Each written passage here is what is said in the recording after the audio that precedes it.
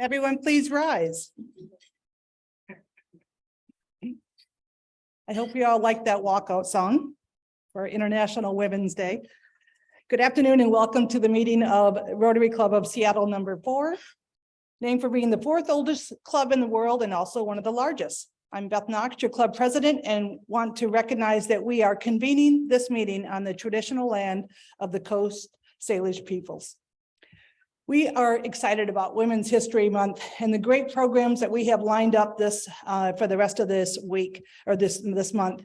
I found a website that highlighted 14 trailblazing women who transformed Seattle, and I loved reflecting on the ones that they featured. Some I've never heard of, and some I know well. From the oldest daughter of Chief Seattle, to our first female mayor, Bertha Landis, to UW President Anna-Marie Kause, to retired NASA astronaut and former director of the Museum of Flight, Bonnie Dunbar, to two of my favorites, WNBA legend Sue Bird and professional soccer player Megan Rapinoe, who played a pivotal role in securing equal pay for the women's national team. Now today, you're going to hear from Lisa Bridge, CEO of Ben Bridge Jewelers, who is having her own transformative impact on Seattle. Now here at Seattle 4 Rotary, we enjoy music, singing, and words of inspiration to kick off our meeting. Leading our music today is Jevin Powell and Don Murphy. And following the music, I invite Jaime Mendez to share our inspiration for the day. Thank you, Beth. I have to take my coat off for this song. We actually prepared this.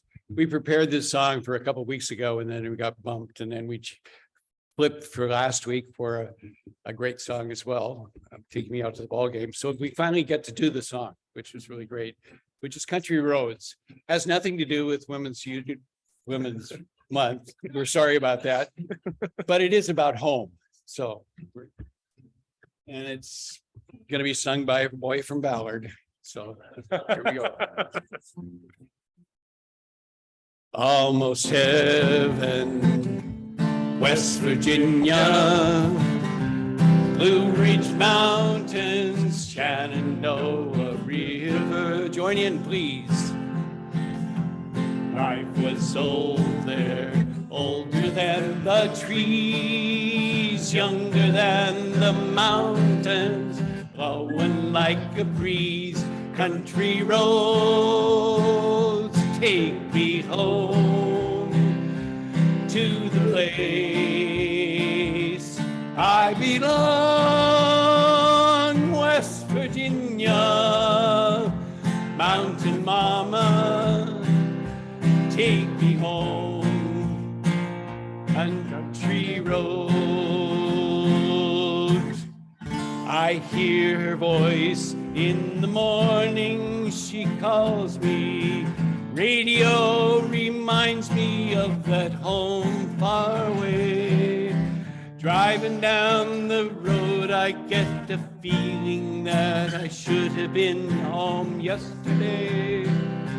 Yesterday, hey, country road, take me home to the place I belong, West Virginia, Mountain Mama, take me home, country roads, take me home, country roads, take me home, country roads. Hey!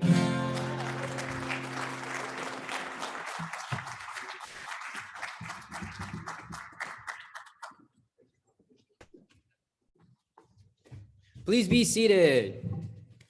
That was awesome. As always, it's an honor to give an invocation, so thank you for your time.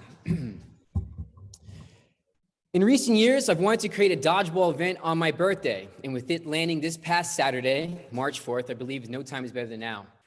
You see, the date has a lot of symbolism. The name of this event represents something we must all do in our lives. March 4th. You like that, right?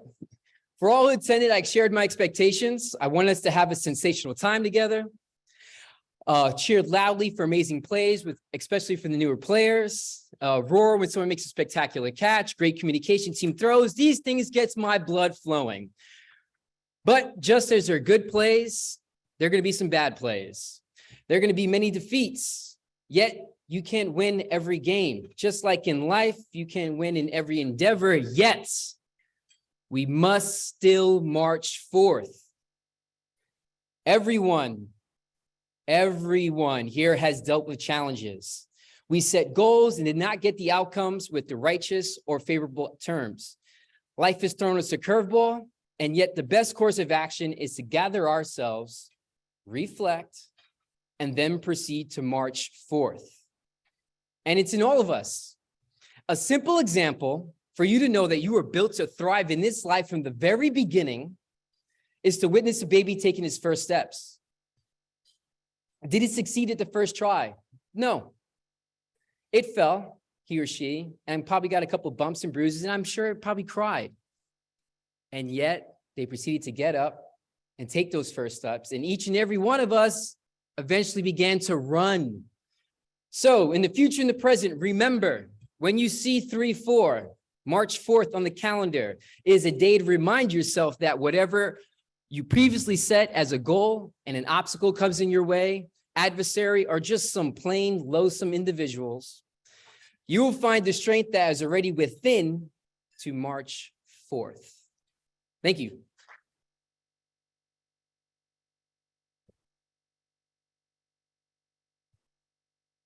Thank you, Jaime, and thank you, Jevin and Don. I still love that Country Roads is one of the most played songs internationally.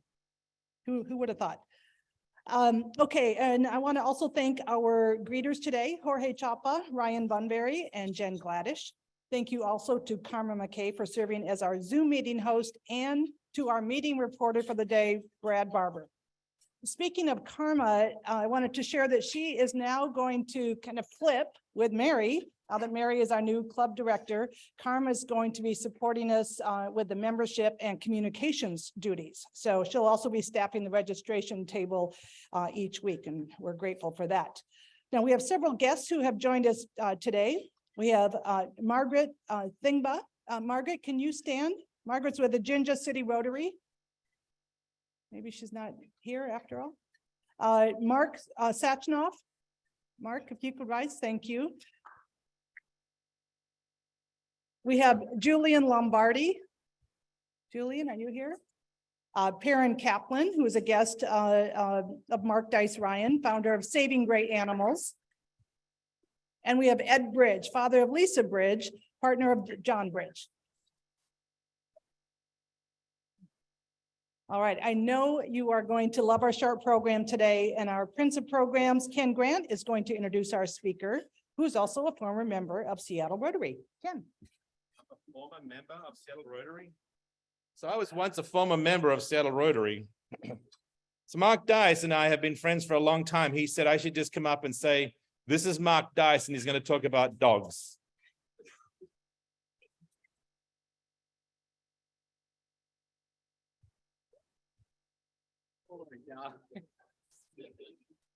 You are crazy on behalf of everyone here. I am so grateful to be here today. I know many of you, and first of all, how many of you have pets?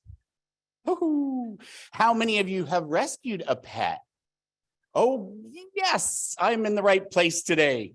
So my career has spanned 34 years in marketing communications, getting to work with national and global big brands, Toyota, Coca-Cola, and all that stuff.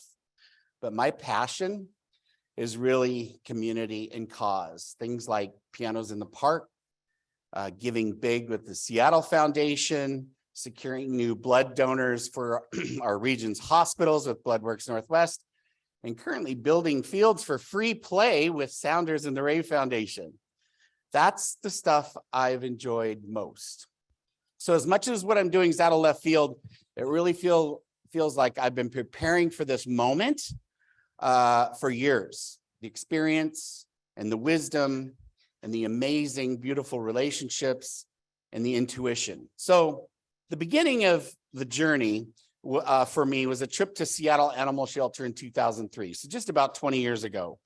Me and my now husband, Mitchell, walked in and there was Mick.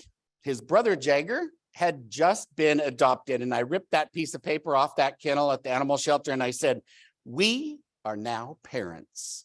So let's see here. I want to make sure that, oh, there's Bobo, formerly Mick.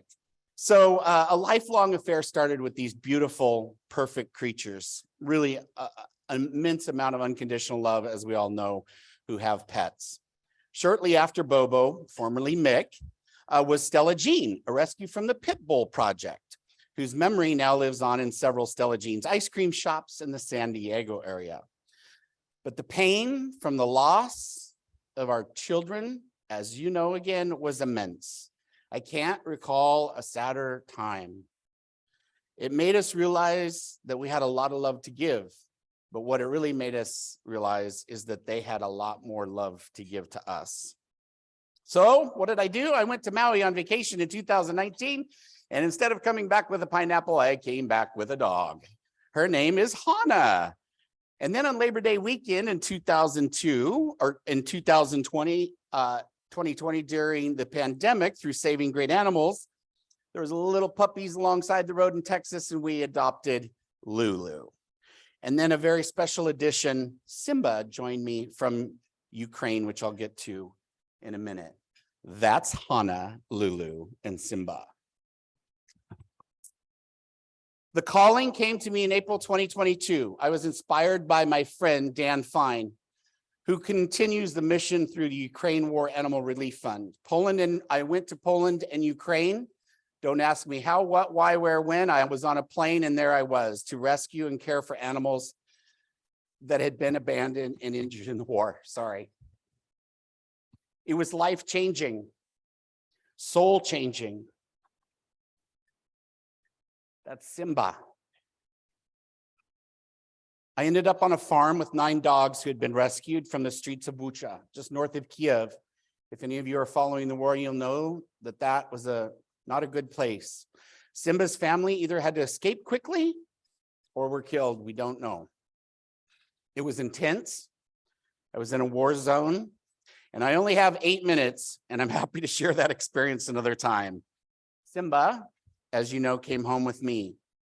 And as I went home, I had an epiphany on the way from Krakow, Poland to Frankfurt, and it was clear. I wrote it all out on my way from Frankfurt to Seattle. And that clarity was to create an animal sanctuary here called Haluba. Hana, Lulu, and Simba, Haluba.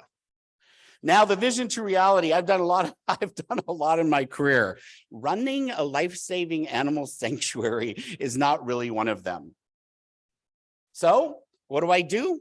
The key for me was to surround myself with those who do know how to do this, and those people who I love and trust and who love and trust me, including my guest, who's with me today, who many of you may know, Perrin Kaplan, former Nintendo executive, who started Saving Great Animals 15 years ago and since then has saved 9,000 dogs in our area. She and the executive director there were also instrumental in getting Simba to our home. So the vision is to create a world-class nonprofit destination for abandoned animals, providing best-in-class care, medicine, behavioral training, and opportunities to adopt an animal to a forever home. The sanctuary will include a 24/7 clinic and emergency vet service, rescue intake, no cages, no kennels, but a village of dignified homes, a behavioral training center, a main office, rescue education and adoption center, a grooming facility, and a pet shop, of course, with Stella Jean's ice cream, kind of a doggy Disneyland for rescue. The sanctuary would provide opportunities for local and international volunteers to help care and prepare the animals' socialization and adoption.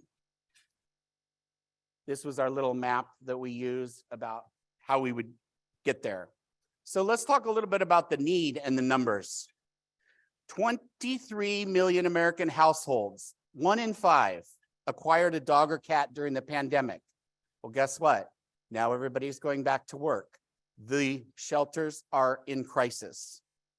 Also, I'm currently in a program with Southern Utah University and Best Friends Animal Society, which was one of the largest rescue and adoption organizations in the country, a $200 million organization to rid of kill shelters in the United States by 2025.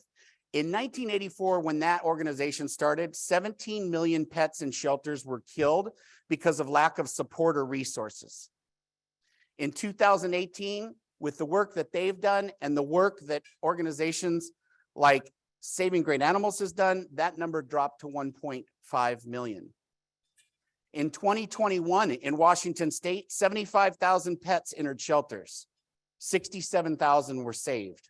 That's an 89.6% save rate. And in King County, 14,700 entered shelters and nearly 14,000 were saved, a 95% save rate. So the solution to contribute to this trend of saving animals and bringing joy to adoption in the community is Haluba Sanctuary. And today, this is the first time I've shown these renderings, but this is what Haluba Sanctuary will be. It will be in King County, likely on the east side, somewhere between Issaquah, Falls City, Covington, Maple Valley. We're currently looking at all of those areas. We are 501c3. We have two phases planned. Phase one is more immediate, a smaller property. We've identified a few locations, and phase two will be this 40 to 80 acres. And we're currently working with a partner that may be donating this as a gift to us, the land. We're working with great partners like DLR Group, Global Architects and Designers, McFarland Homes as our builders, and Saving Great Animals as our strategic rescue partner. Saving Great Animals is equal to the PhD for rescue. They know how to do it. They've saved those 9,000 dogs, and they do it with the most integrity, ethics, and compassion. They've been taking a tremendous number of dogs from kill shelters in Texas, and if you knew how many kill shelters there were in Texas, it would make you sick.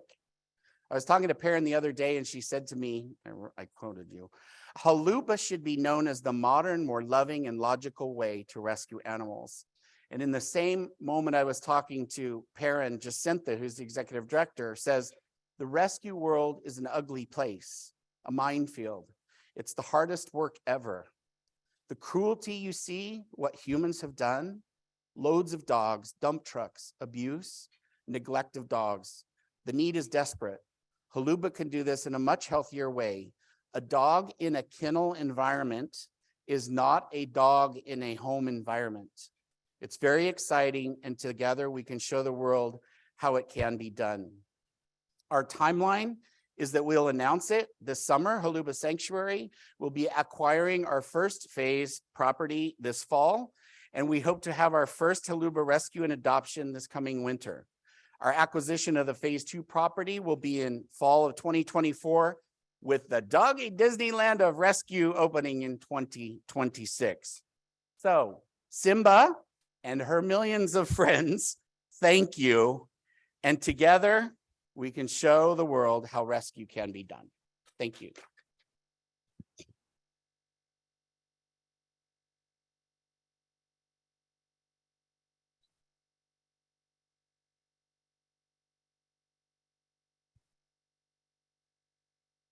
Thank you, Mark. That was very inspiring, and best of luck to you on your project. Next, we're going to move to our long program, and I'd like to invite your 2023-2024 President-elect John Bridge to the stage to introduce our guest speaker. John.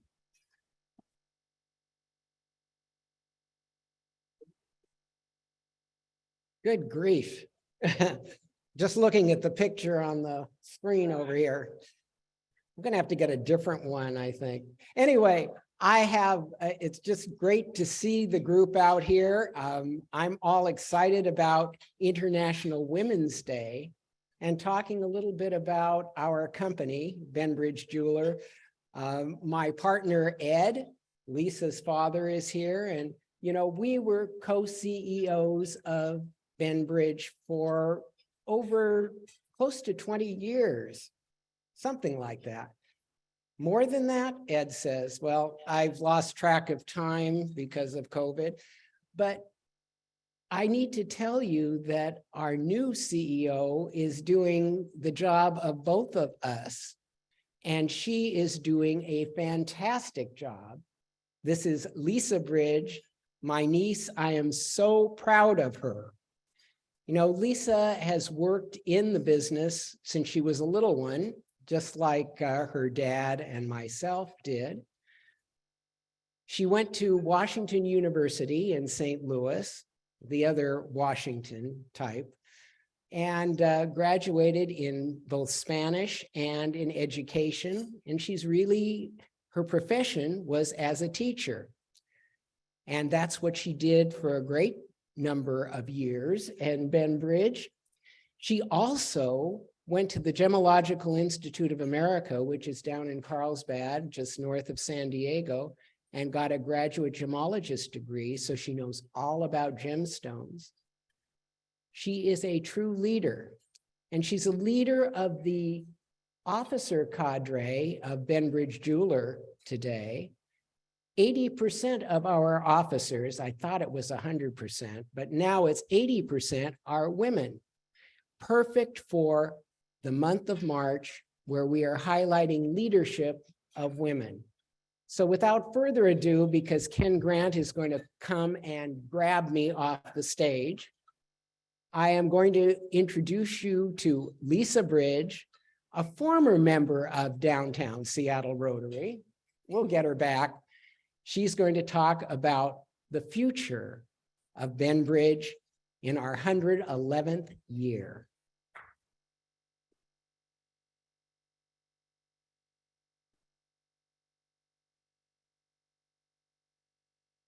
Well, it's a delight to be with you all today. Yes, as a former member, I loved being a member of Seattle 4, and so it's really very special to be back here. And so, thank you for having me, and appreciate your patience with a delayed week, but very happy to be here today.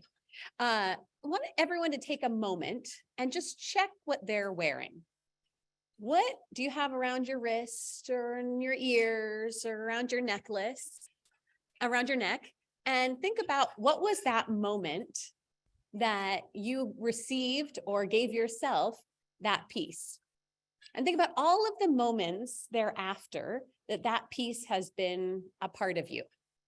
And I would bet it means even more today than it did that first day you found it, received it, opened it.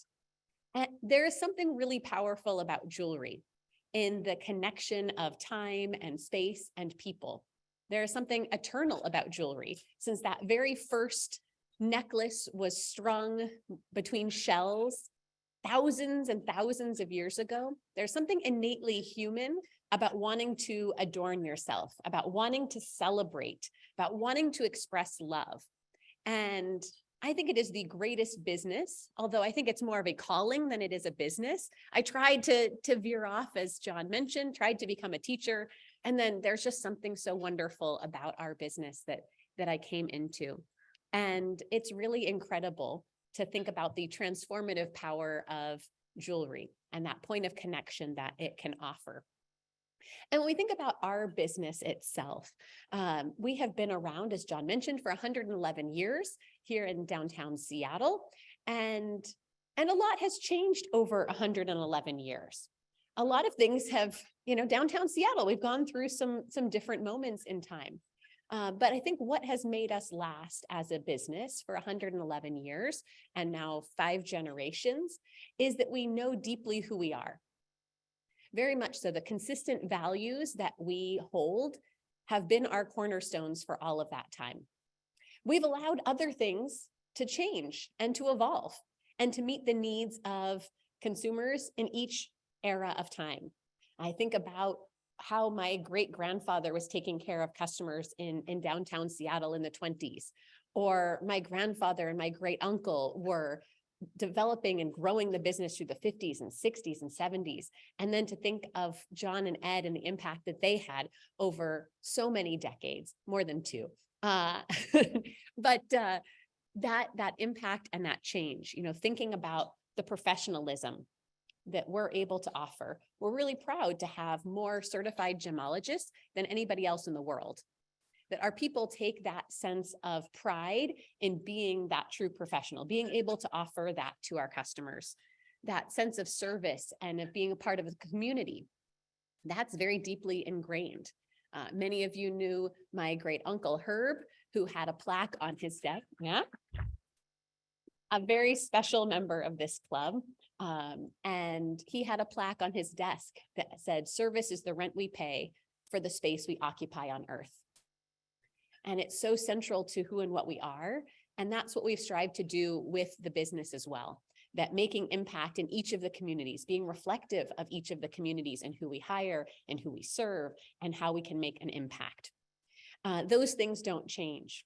The absolute integrity of what we do and what we offer, and the trust we put in each of our people to maintain that over time, because it's every single interaction that has to lead up to it. And so over the last 5 generations, we have really evolved. We started in downtown Seattle when my great-great-grandfather, Sam Silverman, had journeyed across the country following the railroad.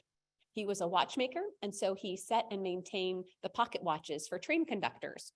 And Seattle was the end of the line. So Seattle's where he set up shop. And to think of what that city looked like in 1912 when he opened his doors, and how we have evolved. But as I said, each generation has had that great impact, and that vision has continued to evolve. And so thank you to John for your introduction and Ed for being here. It's that much more meaningful to have each of you here and part of today. And we think about, the last 5 years and the journey we've been on. It's been a journey. So it's been about 5.5 years since I stepped into the role of president, 4 years as CEO, and it's been a ride. Think about the last 4 years. They've been last 5 years. They've been something. But a few areas that we've really focused on as a business to evolve. We are a family business, but we're not family owned. We're part of Berkshire Hathaway. And when Warren Buffett said, "Okay, Lisa, it's your turn to run with this," he said, "It's please run with it, make changes quickly. And you have a big fan in Omaha." And so it was nice to have that vote of confidence and to say it's okay to continue to evolve this business. And it's absolutely essential that you do. And so some of the areas that we have really delved into is from our brand messaging, really thinking about what does our jewelry represent, and realizing that all of the work that we do in quality control, in sourcing, in ethics, and all of that is so that it can continue to live and grow and be a part of your life. It's not necessarily about that perfect gifting moment. That's a great thing too, but it's all of those perfectly imperfect moments that come after that. I think about my husband and his wedding ring. And after the first week, he came to me and looked like there are scratches on it. I was like, yep, there are a lot more coming. All right. Please God, there will be lots and lots of scratches over many years. And that makes it more meaningful because we've earned each one of those nicks and scratches on that piece of jewelry. We have evolved in our store design, wanting our stores to feel reflective of who and what we are. And so our first store in the new design was our South Center store that we opened about 5 years ago in the new design, to be open and welcoming, to be engaging and finding lots of ways to engage. Evolved our footprint greatly in the last few years, and we'll talk some more about that. And then putting our focus, the pieces that we don't want to lose, on being somebody's personal jeweler, and how can we do that? So if you think about the last few years, there was 2020. 2020 happened. Ed retired intelligently in the, January 31st of 2019. I think you mispronounced failed on me. Yeah, exactly. He's good at timing. So then you think about what happened that year. Also, March 15th, 2020, literally the Seattle Times that day said, "City shuts down." I decided to have a baby. That was a great idea. Thank you. So it was quite a year in 2020, thinking about what we went through, the furloughs that we had to go through because we closed our stores on average 106 days per store. This was beforehand. If we were going to do construction, it was like, how can we be closed 2 days or just overnight? How can we get back open? The thought of 106 days per store was something else. Being the 5th generation of running this business and looking down the barrel of how do I continue to perpetuate this business? How are we going to have a business on the other side? Was a scary thought, but we held on to the values, and every decision that we made looking at those values. Then getting back open and the safety precautions, and then the riots and looting. We had half a dozen stores that were hit in various different ways. I will never forget these images. That was a pretty awful day, looking at the news and watching going, is there fire inside our store? Is the fire outside of our store? Do we have a store to come back to? It was a lot to work through. And by the end of that year, when we went to reopen one of our stores in Hawaii that had been closed and we had boarded it up, we literally opened the door and there were frogs jumping in the store. And I went, well, we've now seen the full 10 plagues through this year. We can check it off and move forward.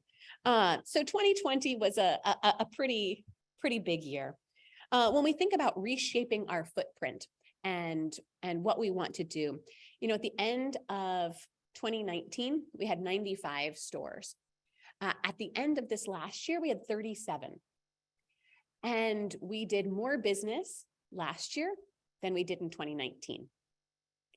So we have dramatically shifted the business. There is no, isn't there the ancient proverb, no crisis should go to waste. And so it gave us a chance to reflect. And so there were 5 stores we closed early 2020, 15 we chose not to reopen coming out of COVID that just no longer made sense. That customer habits had shifted, and we probably would have continued in each of those stores, and it just didn't make sense. And it was the opportunity for us to step back and say, what does our business need to look like moving forward? Where are the opportunities? How do we reinvest? How do we double down on our success and step away from where we aren't successful? And then last year, we had been the largest Pandora franchisee globally, and we sold our stores to Pandora, back to Pandora. And so we could really focus on our Benbridge stores, on our evolution, on where we're going. And sometimes it's hard to make those transitions. It's hard to take that big step because love those stores and we have wonderful people in them, but knew that to get where we needed to go as a business, we had to focus, we had to reinvest, and we had to evolve. And that's what we did. And so really that focus has to be on being somebody's personal jeweler. That's who and what we are at Benbridge. And I hope that many of you have somebody wonderful who takes care of you in one of our stores. But I know when you come and connect with one of our associates, that's when that great magic happens. When they can inspire you with something new, can tap you on the shoulder for something exciting, provide you with that education. And so one of the great investments we've been making is in how do we continue to do that? How do we build that in a bigger way? How do we use technology to aid in that personal connection? And so introducing technology that helps our associates to stay in contact. When you come to our website and you click on, there's a little bug that on the little button that says, connect with a personal jeweler. It connects you with somebody who's right in one of our stores, the closest store to you, who can be there to take care of you. It's not some call center. It's not a chat bot. It is a real associate in a store who's ready to take care of you. Can we provide that seamless experience for our customers? Also looking at the merchandise that we offer and how do we personalize that? So we launched a brand 5 years ago called Bella Ponte, which translates to beautiful bridge. We had a contest amongst our associates to name our bridal experience. And in addition to having beautiful designs, it also has an incredible amount of customization ability. You can say, here's how I want to change this ring. Here's what I want to do. We introduced hologram technology into the store to be able to show you those simple changes right then. And if it's something, a little bit beyond that simple, come back tomorrow and we'll have the design that you can see in the hologram. You can turn it any direction you want, zoom in, whatever you would like to do. If you say, that's my ring, we'll send you home with a little hologram that you can put on your phone and you can look at your ring while we're making it. And when it comes in, you can also get a QR code that shows your ring being made at every step along the way, from the casting, the polishing, the setting, all the way through. You get your full story. Jewelry should be personal and should feel personal. And to that end, also looking at sustainability in sourcing. There is something wonderful in jewelry inherently that it is lasting. You know, if you make a piece of jewelry in a quality way, it's going to last a long time. There's a natural circularity to it, right? If you take a piece of gold that's been in a ring and it's been there for 100 years, you can melt it and make something new. There is something wonderful about that. But how do we continue to look for ways that we can improve on our sustainability? And so we introduced recycled gold. So all of our Bella Ponte, for example, is all made with recycled gold, certified recycled gold. That's coming from above ground sources to be able to make something new and beautiful and give it a new life. We also just introduced a first of its kind globally platinum that is traceable back to the mine. So we met with an incredible miner in South Africa who has the same set of values that we do. How they want to care for the environment. How do they care for their people? What is the impact? What is the long-term plan? And that we can trace that platinum all the way back to the source. We've been a leader in this space for many years. We've had for 21 years, we have had a diamond that you can trace back to its mine of origin. All right, Kuma Canadian diamond. I can tell you exactly which mine your diamond came from, the date that it was polished, and its original rough weight. You know the full story of your diamond. And so that impact, and you know where that's coming from and the incredible good that it's doing. And then as we look at how do we tell our stories, looking to have dynamic partnerships. So trying to tell them in meaningful and genuine ways. And so I've had some wonderful partnerships. In the fall, we took a couple of journalists to Italy to go show them the story of our Toscano Italian gold. We work with 60 different artisans in Italy to comprise this collection, and they're incredible. Each of these artisans that has taken generations of skill to create their particular piece and to share that story. So we brought on the left, there's Adam Glassman, who is Oprah's right-hand man, and brought him along to show him Toscano. We've done a lot with Rachel Zoe in the fashion space and her sharing her favorite pieces.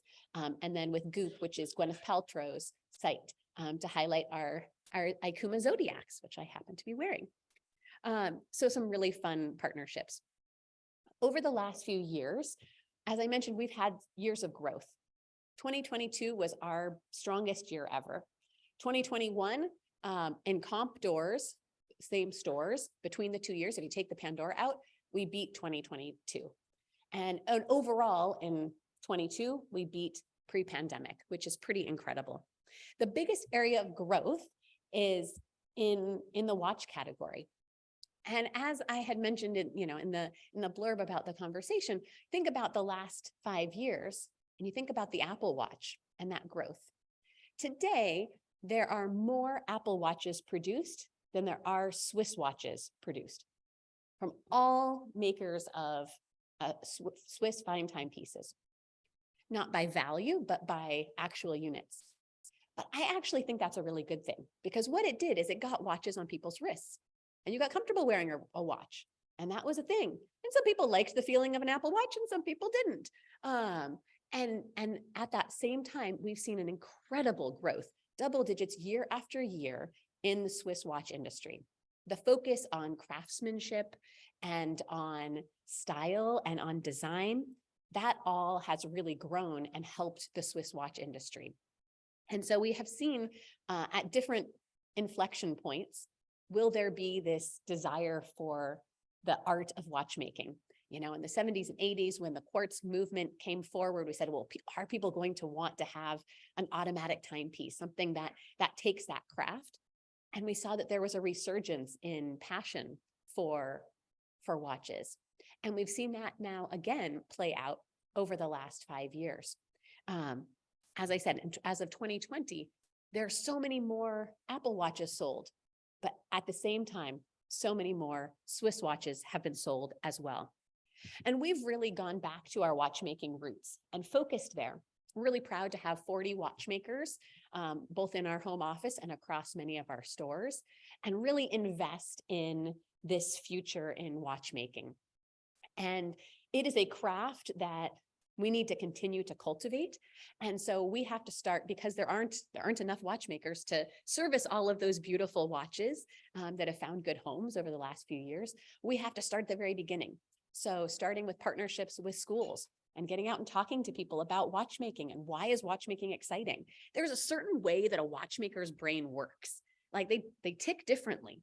And we just need to find those people and give them the opportunity. We're very fortunate here in Seattle that at North Seattle College, we have one of the only 2 programs that certifies watchmakers at a level that at this high level. And so that school has been supported by us as well as Rolex over the years. We need to continue to bring people into that. But we're also looking at what can we do ourselves. And so putting together a program within our own office to create watch technicians, to do the education ourselves, to get someone going. Maybe then they'll go on to North Seattle and do the full 2-year program, or maybe they're happy being a watch technician. But making that investment ourselves and creating that next generation of watchmakers, it's extremely important. And for our 110th last year, had a wonderful celebration. Being that community is a huge part of who and what we are, we offered $110,000 in community grants. So granted 11 wonderful nonprofits, a $10,000 grant to help them to invest in future diverse leaders, to continue to grow and make that impact that's been so important to Bend Bridge. And we've done that through those grants, through our focus in diversity, equity, and DEI. Diversity, equity, and inclusion. There we are. And we've done that through being part of the Black and Jewelry Coalition, which started a couple of years ago. I'm proud to be on their board of advisors and to help to create inroads. We started a scholarship in honor of one of our longtime associates who we lost in 2020, Lona Tate, and now offer a full gemological scholarship annually to help bring more diversity into the industry. We also this year have a watchmaking scholarship that we have launched in partnership with BIJC and continue to be focused on those efforts. So we talk about downtown Seattle and seeing a lot of things over these 111 years. And we talked before about Herb. There is certainly an era when Herb went door to door to make sure that retail stayed in downtown Seattle, being a part of MID being formed and the importance of creating that vibrant downtown, and think that it's now our turn that we need to plant our flag in downtown as well. Continue to say, this is a place to be. This is a place we believe in. And so hopefully you've seen our soon to be flagship. We're just 2 months away from opening our doors mid-May. I'll knock on wood on that as construction goes, but mid-May, we should open our doors on our new flagship at 5th and Pine. And really excited to see what we can do, making this space feel very Northwest. Here are a couple of photos or renderings, sneak peek into our store. And so bringing a richness into the store that feels Northwest. So lots of woods, lots of natural materials, amethyst, geodes. I was actually approving some moss the other day, things that you didn't know you needed to approve, but really believe in planting our flag in downtown and being a part of that revitalization. And we've seen downtown continue to get better. We have had record years the last 2 years in our downtown Seattle store. We're doing more business in downtown Seattle today than we have any other year in our history. And there is business to be done there, and we're going to be there to continue to ensure that there is a strong and healthy downtown Seattle. This change happens slow and then it happens quickly. And we've got to bring everybody along on where we're going, both as an organization as well as the city, because it really is an evolution, not a revolution. When we look at where we've come in the last 5 years and where we're heading, it's continuing to focus on who and what we are, being that personal jeweler, and delivering on an incredible experience to create meaning and joy in people's lives. And there's nothing better than that. So thank you very much for having me today, and I'd love to take some questions if there are some.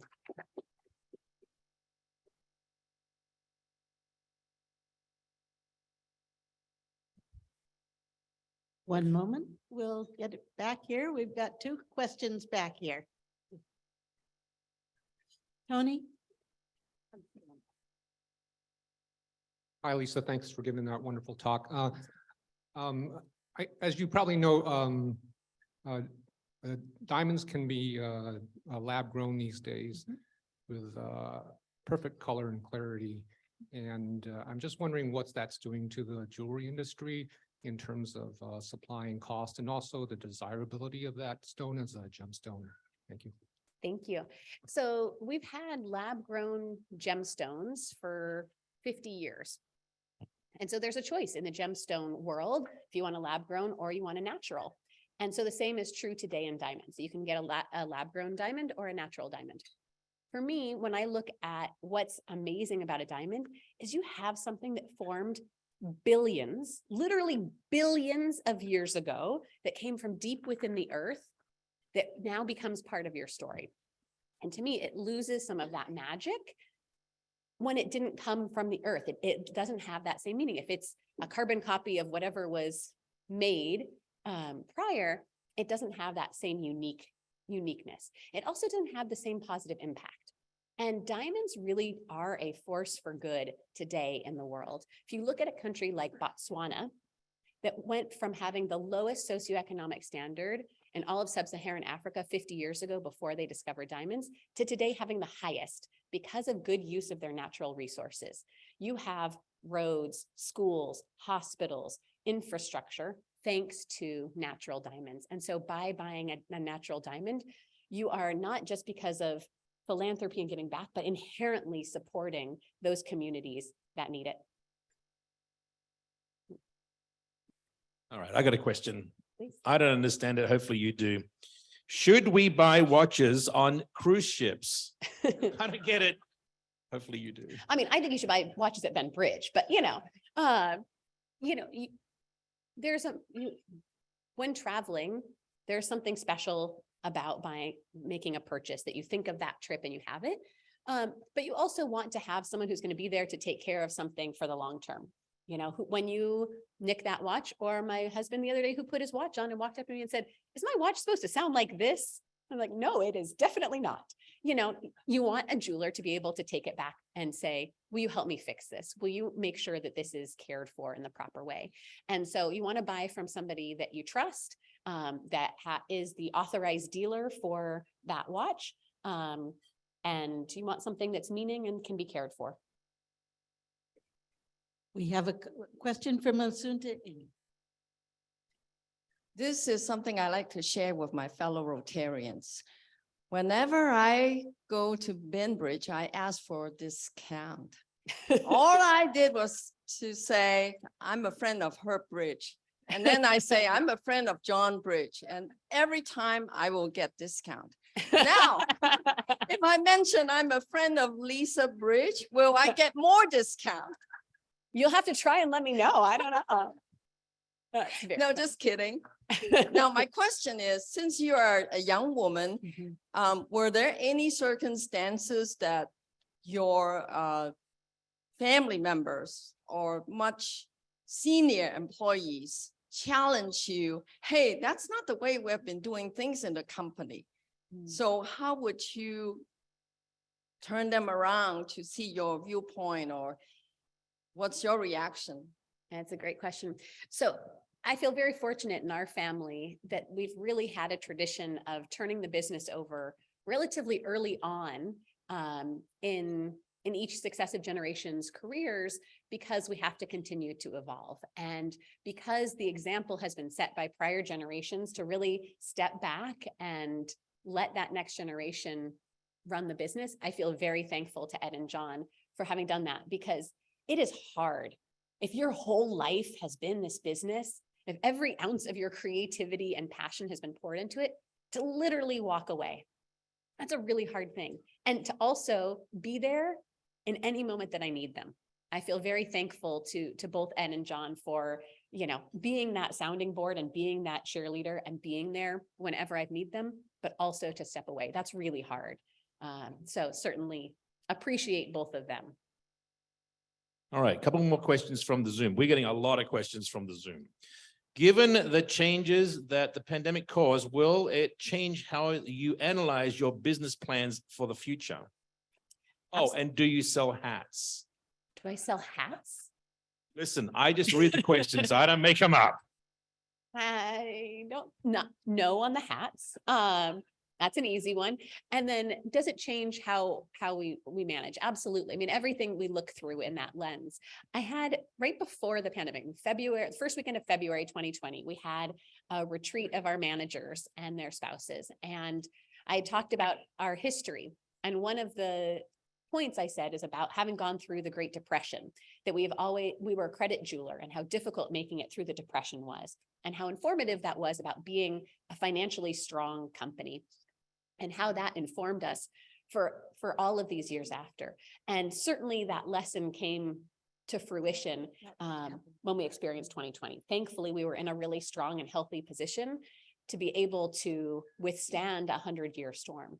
And so is that in the back of my mind as we make decisions? Absolutely. I want to invest and I want to grow and I want to be creative, but I also want to do it in a way that is going to last for that next 100 years. And so you can't help but look through that lens. Thank you. It sounds like the last question. I think I've got it here from Jimmy Collins. Thank you, Kathy. Lisa, thanks so much for being bullish on downtown Seattle. And I think it goes without saying that the Rotary Club of Seattle is bullish on downtown Seattle too. I wonder if you would share with us any thoughts you would offer to a young business person who is thinking about opening a storefront at this time in Seattle. Yeah, it's a great question. You know, it's really a focus, have that focus on taking care of your customers, because that's what will continue to build. If every person who's standing in front of you feels that care and feels that respect, that builds on itself. And that also there's a community in Seattle that wants you to succeed. And so to recognize that and recognize that there is an energy and a backing. I mean, there was so much despair. I heard so much despair when Nike closed, you know, that the city felt it. And so I think the city also will embrace and celebrate somebody who is willing to make that risk and open that storefront. And, you know, you have lots of people who are in your corner. If you have that young retailer or that new retailer, I'm here and happy to help any way that I can to make them successful. So, thank you very much.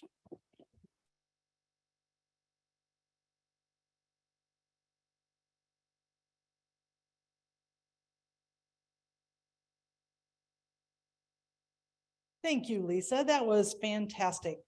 I'm not only inspired by your leadership, but also share your optimism for Seattle's ongoing vibrancy. Now, as a thank you for your time today, Seattle 4 Rotary has donated to Harvest Against Hunger in your name, and we've contributed 600 servings of healthy produce in your name. So thank you for being here. Kathy and Ken, thanks for fielding questions, such that some of them were. No, really great questions. And I love seeing all of the Zoom questions come forth. Thanks for being so engaged, everyone. Now, our club greatly benefits from the sponsorship of several members, and I'd like to express my gratitude to our longtime Rotary supporter, Bob Alexander, as a gold sponsor. Our other sponsors include Joel Farrell with Morgan Stanley, Dominic Musafia, Seattle Divorce Options, Jacobs and Jarvis Certified Public Accountants, Matt Bratlin, NetTech Pro Bono IT Services, and of course, our tech support, Live Oak AV. Thank you. To close out our program, we have a few membership engagement announcements by member Ashley Berman, as well as co-VP of membership, John Steckler, and then our Prince of Programs, Ken Grant, will share the amazing speaker lineup that we have for the rest of March and Women's History Month. All right, come on up.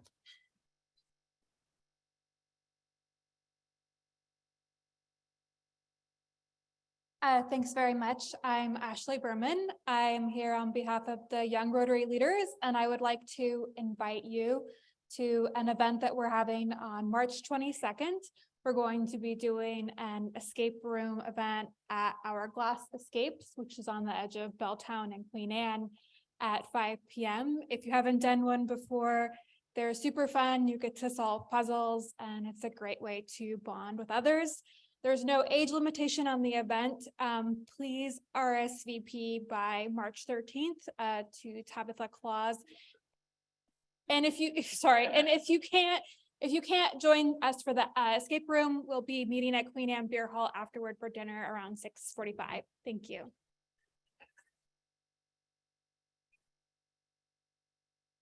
In regard to age limit, I think we're talking about the senior members in the club. There's no age limit, no matter how freaking old you are, you can go to this event. Ashley, thank you. And, special shout out to young Rotary leaders, to all these other committees that are putting together these events so that our club can get out and get to meet each other. We're getting some good attendance at it, but doggone it, Arts Committee, Service Committee, the Membership Committee, and many others are working very hard on your behalf to try and have some fun out there, including a member by the name of Fedva Dickman, who puts together her incredible international dinners. And this one that's coming up, the Lebanese, yeah. Can't see this monitor. Lebanese dinner is coming up. Hey, we've got like 17 members already signed up for that. We can take some more, but it's going to be a well filled out event. It's going to be a lot of fun. And Fedva is a great tour guide through international food flavors. Next slide. And you know what? When March Madness is here, you should not be sitting at home all alone. If you're alone, come on down to the Yard House, because your C4's group is putting together a March Madness happy hour, which is going to be a lot of fun. You can RSVP to Elizabeth McGrath at KeyBank, and she'll take your name down and make sure we've got a spot for you. A lot of fun. Next slide. The UNCF, I talked about that last week for the first time, the United Negro College Fund. Good response from the members, and our very own, I think he's on here. Yeah, Sten Chrissy. Remember him, President Sten, was the hardest thing to ever say. Sten Chrissy is going to be a table captain. He's setting up a Seattle Rotary table. So make your reservation, call Sten or email him, let him know, and you'll be sitting with some friends at that particular event. So I think that is it. Yes, I'm going to turn it over to the Prince of Programs. Here he is, Ken Grant.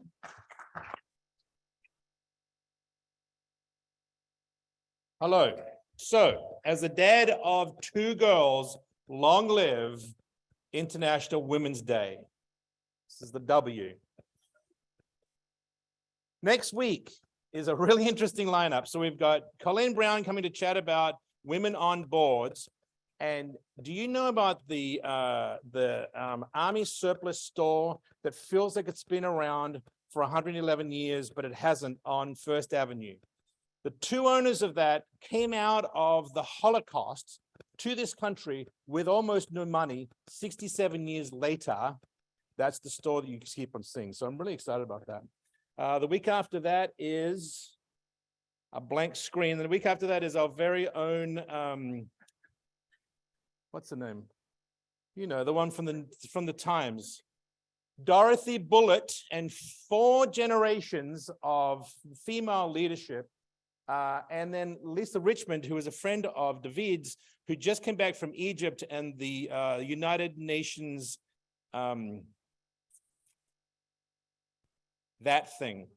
climate pledge. This one's also going to be really good. I'm running out of words. Thank you, Lisa. Thank you, Mark. Good job, Jaime. And for the very best leader I've ever known, male or female, back to Beth. Thank you, Ken and John and Ashley. Appreciate all of you. At the end of each Rotary meeting, I like to share a few highlights of our Seattle sports teams. We've had a lot going on recently. On Sunday, the WSU women's basketball team capped an incredible weekend. Go Cougs, Mark. And with an upset of UCLA in the Pac-12 championship game. The victory gave the Lady Cougs the first team championship in the Pac-12 by a Wazoo women's team in school history, and should give them a favorable seed in the NCAA tournament. Now, our Sounders opened their league with a second straight win and have yet to allow a goal in winning 2 games, 4-0 and 2-0. Any CONCACAF hangover seems to be long gone, as the Rave Green have started the season in very high gear. And then the Kraken headed into last night's home game after a 4-game road sweep featuring Jared McCann becoming the Kraken's first 30-goal scorer. Now, his place in history is cemented, but he paid for it when an opposing player's hockey stick shaved off part of the bottom row of his teeth. So yeah, that was, now I did see Jared, he was playing last night. I watched him, I was there last night and he scored his 31st goal. So he's doing okay, even with a few missing teeth. The Garfield High School boys and girls basketball team both won the state 3A championships. The girls completed their third consecutive championship season, while the boys were coached by ex-UW and NBA star Brandon Roy. And that is all we have for the week. Thank you very much. Have a great rest of your week and enjoy International Women's Day.